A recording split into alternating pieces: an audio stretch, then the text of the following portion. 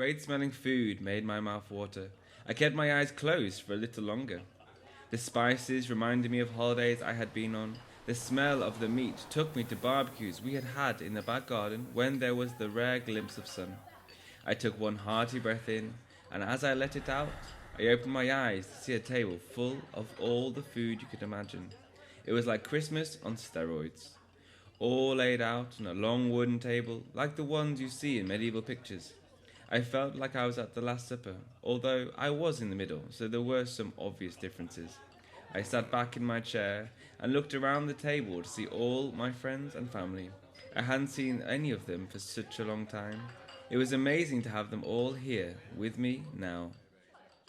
I began to smile, and I could feel my eyes begin to well. Everyone was having a verbal tennis match. I couldn't get a single word that any of them were saying. It didn't matter though. In between breaks I could hear the voices of my friends, and that was all I needed. My stomach soon reminded me of why I was there. It wasn't to enjoy the company of others. Oh no. It was to eat all the food I could.